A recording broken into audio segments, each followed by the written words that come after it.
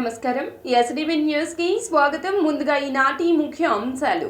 నేటితో రెండవ రోజుకు చేరుకున్న శాసనసభ సమావేశాలు. అసెంబ్లీలో ముందుగా ప్రశ్నోత్తరాల కార్యక్రమం. స్థానిక 62వ డివిజన్లో పర్యటించిన ఎమ్మెల్యే బోండా ఉమా స్థానికులతో మాట్లాడి సమస్యలు అడిగి తెలుసుకుని పరిష్కరిస్తామంటూ హామీ. నాడు నేడు అంటూ గత ప్రభుత్వం చేసింది మొత్తం ప్రచార ఆర్భాటమే. అసెంబ్లీలో వివరించిన మంత్రి నారా లోకేష్. ఢిల్లీకి బయలుదేరి వెళ్లిన వైఎస్ఆర్సీపీ అధినేత వైఎస్ జగన్. గన్నవరం ఎయిర్పోర్ట్ నుంచి జగన్ వెంట వెళ్తున్న పార్టీ నేతలు.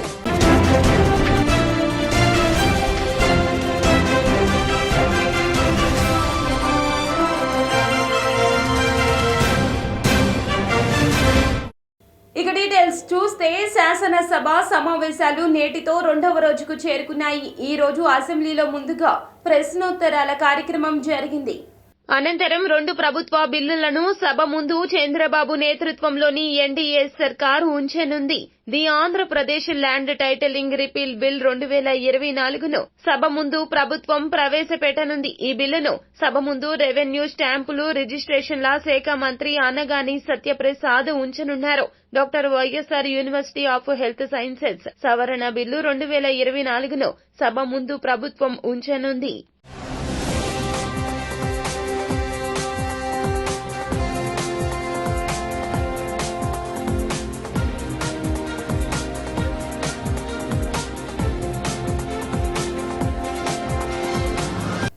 స్థానిక 62వ డివిజన్లో ఎమ్మెల్యే బోండా ఉమా పర్యటించారు.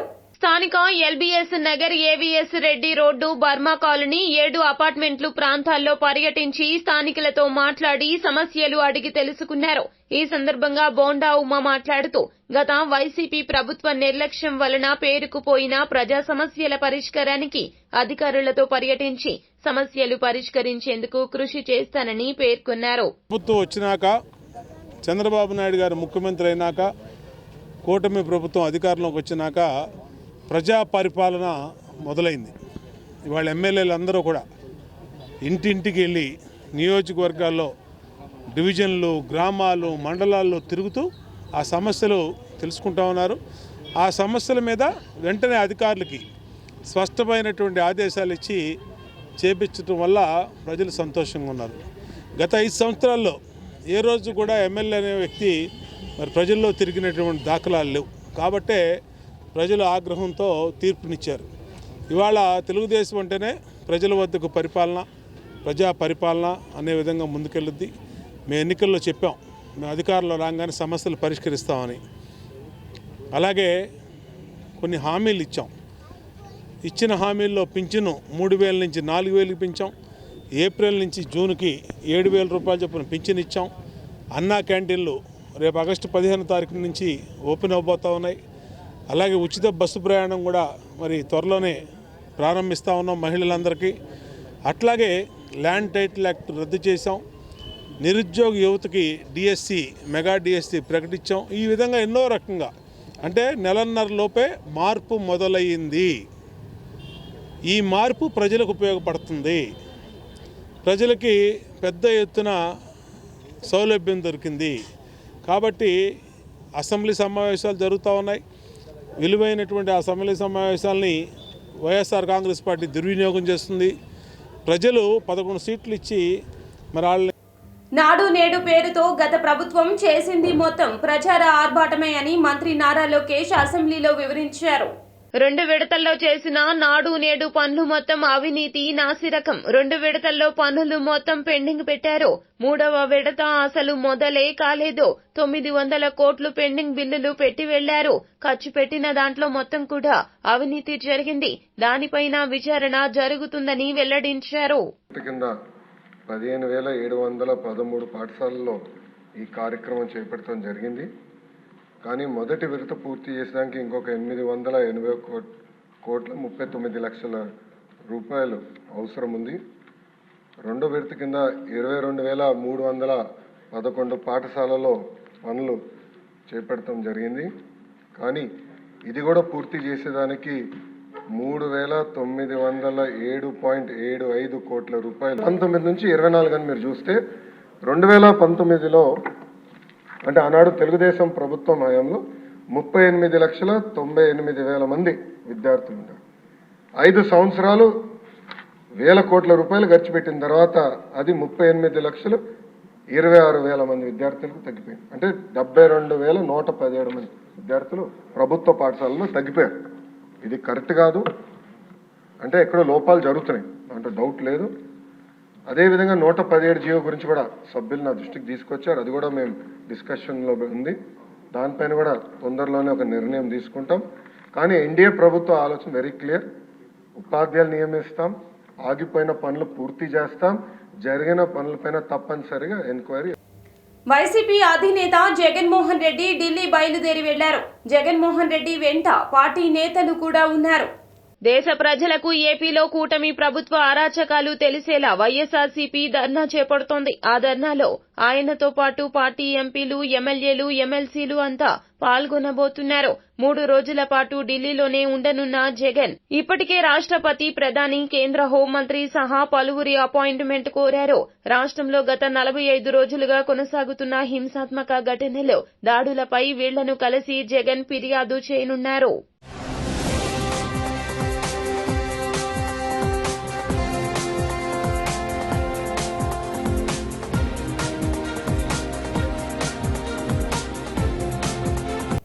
అర్జీదారులు సంతృప్తి చెందేలా సమస్యలు పరిష్కరించాలని అధికారులను ఎన్టీఆర్ జిల్లా కలెక్టర్ డాక్టర్ సృజన ఆదేశించారు.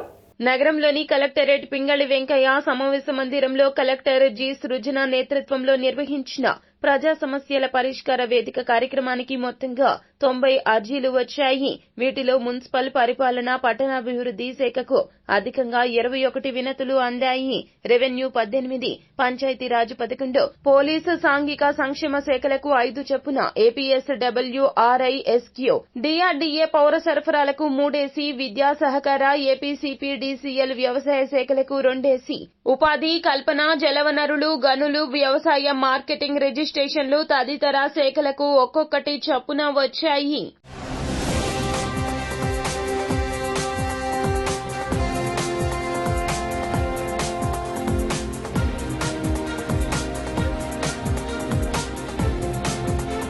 గాంధీనగర్ ప్రెస్ క్లబ్ లో సోషల్ జస్టిస్ ఫోరం ఆధ్వర్యంలో మీడియా సమావేశాన్ని నిర్వహించడం జరిగింది. సోషల్ జస్టిస్ ఫోరం ఆధ్వర్యంలో గాంధీనగర్లోని ప్రెస్ క్లబ్ లో మీడియా సమావేశం జరిగింది. ఈ సమావేశంలో ఫోరం రాష్ట్ర చైర్మన్ తులసిరామ్ యాదవ్ మాట్లాడుతూ ప్రభుత్వం నిష్పక్షపాతంగా అన్ని వర్గాల వారికి సమన్యాయం చేయాల్సిన అవసరం ఉందన్నారు. సీఎం చంద్రబాబు గుడ్ గవర్నెన్స్ కోసం పాలనాపరమైన లోపాలపై ప్రజల నుంచి, ప్రజా సంఘాల నుంచి ఫిర్యాదులను ఆహ్వానిస్తున్నట్లుగా ప్రకటించడం శుభపరిణామమన్నారు. Tulasiram Yadav, high court advocate, social justice forum chairman. మరి ఈరోజు సోషల్ జస్టిస్ ఫోరం తరపున ప్రెస్ మీట్కి ఇచ్చేసిన పాత్రికేయ మిత్రులందరికీ స్వాగతం. మరి ఈరోజు నూతన ప్రభుత్వం ఏర్పడింది. ఈ రాష్ట్రంలో సామాజిక మార్పు జరగాలి, సామాజిక అభివృద్ధి జరగాలి, సామాజిక అన్యాయానికి వ్యతిరేకంగా బడుగు బలహీన పేద వర్గాలందరికీ రాజ్యాంగ ఫలాలు అందించాలనే ఉద్దేశంతో సోషల్ జస్టిస్ ఫోరం తరపున దశాబ్ద కాలంగా ఉద్యమాలు, చైతన్య కార్యక్రమాలు చేసుకుంటూ ఈరోజున్న నూతన ప్రభుత్వానికి పలు రకాల డిమాండ్లు మేము మరి సోషల్ జస్టిస్ ఫోరం తరపున అందజేయటం జరిగింది. అందరికీ, ఎమ్మెల్యేలకు, స్పీకర్లకు, ముఖ్యమంత్రి గారికి, అదేవిధంగా ఈ రాష్ట్రంలో ఉన్న గవర్నర్ గారికి, ప్రధానమంత్రి గారికి, రాష్ట్రపతి గారికి అందరికీ మరి మెయిల్స్ ద్వారా, లెటర్స్ ద్వారా, ఎకనాలజ్మెంట్ లెటర్స్తో కూడా ఈ రాష్ట్రంలో బడుగు బలహీన పేద వర్గాలకు జరుగుతున్న అన్యాయం పట్ల ఈ రాజ్యాంగ ఫలాలు కింద స్థాయికి ఇంకా చేరట్లేదనే ఆవేదనతోటి, ఒక ఆలోచనతో ఒక నిర్మాణాత్మకమైన కార్యక్రమం చేపట్టాలని ఈ రాష్ట్రంలో సామాజిక న్యాయం. మరి ఈరోజు విజయవాడ ప్రెస్ క్లబ్లో మరి సోషల్ జస్టిస్ ఫోరం పక్షాన మిమ్మల్ని అందరినీ కూడా ఆహ్వానించడం జరిగింది.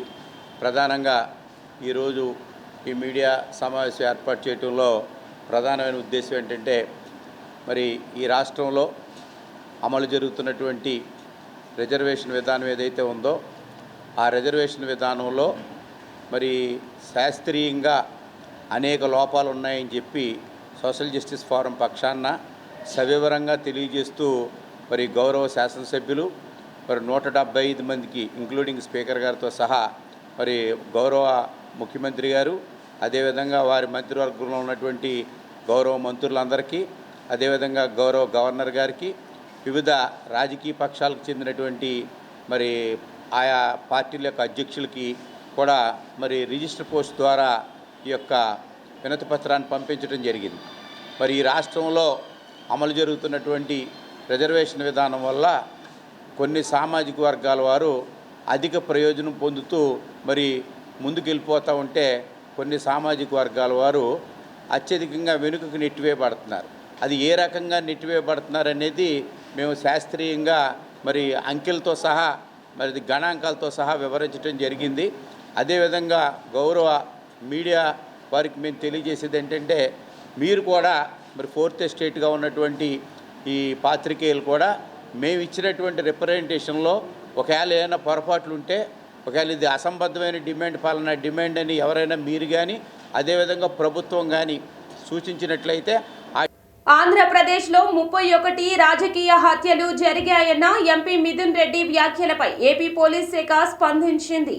ఏపీలో కూటమి ప్రభుత్వం అధికారంలోకి వచ్చాక రాష్ట్రంలో వైసీపీ కార్యకర్తలపై దాడులు చేస్తున్నారని, 31 రాజకీయ హత్యలు జరిగాయని వైసీపీ ఎంపీ మిథున్ రెడ్డి వ్యాఖ్యానించడం తెలిసిందే. ఏపీలో రాజకీయ కక్షలతో జరుగుతున్న దాడులను తాము పార్లమెంట్లో ప్రస్తావిస్తామన్నారు. రాష్ట్రంలో శాంతి భద్రతల పరిస్థితిని దేశం మొత్తానికి వివరిస్తామన్నారు.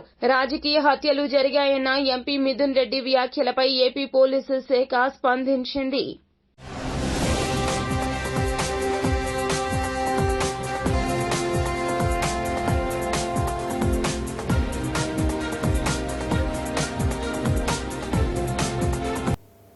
ఏపీ సీఎం చంద్రబాబు నాయుడిని హర్యానా గవర్నర్ బండారు దత్తాత్రేయ మర్యాదపూర్వకంగా కలిశారు.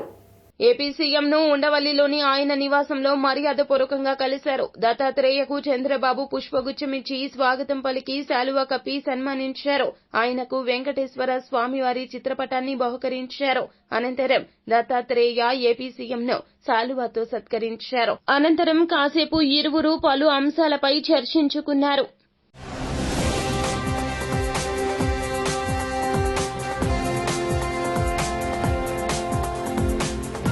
మదనపల్లి సబ్ కలెక్టర్ కార్యాలయంలో కీలక పత్రాలు దగ్ధమైన ఘటన ప్రమాదమా కుట్రపూరితమా తేల్చాలంటూ ఏపీ సీఎం చంద్రబాబు అధికారులను ఆదేశించారు.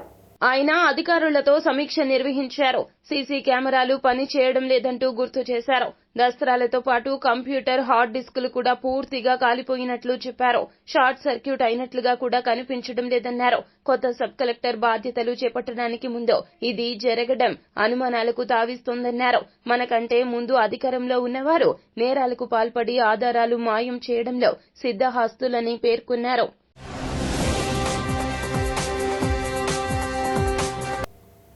గత ప్రభుత్వంలో పోలీసు వాహనాలు కొని వాటికి డబ్బులు కట్టనందుకు మహేంద్ర వాళ్లు ఏపీ పోలీసుపై బ్లాక్ పెట్టారని హోంమంత్రి వంగలపూడి అనిత అసెంబ్లీలో తెలిపారు. 2021లో 17 కోట్లు పోలీస్ శాఖకి నూతనంగా వాహనాల గురించి వాహనాలైతే కొన్నారు, కానీ దానికి బిల్స్ కూడా పేమెంట్ చేయకపోవడం వల్ల ఏపీ పోలీసుని లాస్ట్ గవర్నమెంట్లో మహేంద్ర వాళ్ళు బ్లాక్ లిస్ట్లో పెట్టుకున్నారు అధ్యక్ష. అది చాలా సిగ్గుచేటు అన్నమాట. అది బ్లాక్ లిస్ట్లో పోలీస్ డిపార్ట్మెంట్ పెట్టుకొని ఈ రోజుకి కూడా కోర్టులో వాళ్ళు వేసుకుంటే, మొన్న ఈ గవర్నమెంట్ వచ్చిన తర్వాత 13 కోట్ల రూపాయలు దానికి వెహికల్స్ కూడా చెల్లించడం జరిగింది అధ్యక్ష. ఇప్పుడైతే సుమారుగా దగ్గర మనకున్న వెహికల్స్ 8,000 వెహికల్స్లో దగ్గర 50% వరకు కూడా అవన్నీ కూడా స్క్రాప్కి ఇవ్వాల్సిన పరిస్థితి ఉంది అధ్యక్ష. వాహనాలు అయితే ఉన్నాయి అధ్యక్ష, కొరత ఉంది అధ్యక్ష. వార్తలు ముగించే ముందు ముఖ్య అంశాలు మరోసారి. నేటితో 2వ రోజుకు చేరుకున్న శాసనసభ సమావేశాలు. అసెంబ్లీలో ముందుగా ప్రశ్నోత్తరాల కార్యక్రమం. స్థానిక 62వ డివిజన్లో పర్యటించిన ఎమ్మెల్యే బోండా ఉమా స్థానికులతో మాట్లాడి సమస్యలు అడిగి తెలుసుకుని పరిష్కరిస్తామంటూ హామీ. నాడు నేడు అంటూ గత ప్రభుత్వం చేసింది మొత్తం ప్రచార ఆర్భాటమే. అసెంబ్లీలో వివరించిన మంత్రి నారా లోకేష్. ఢిల్లీకి బయలుదేరి వెళ్లిన వైఎస్ఆర్సీపీ అధినేత వైఎస్ జగన్. గన్నవరం ఎయిర్పోర్ట్ నుంచి జగన్ వెంట వెళ్తున్న పార్టీ నేతలు. ఎస్బీవీ న్యూస్ సమాప్తం. నమస్కారం.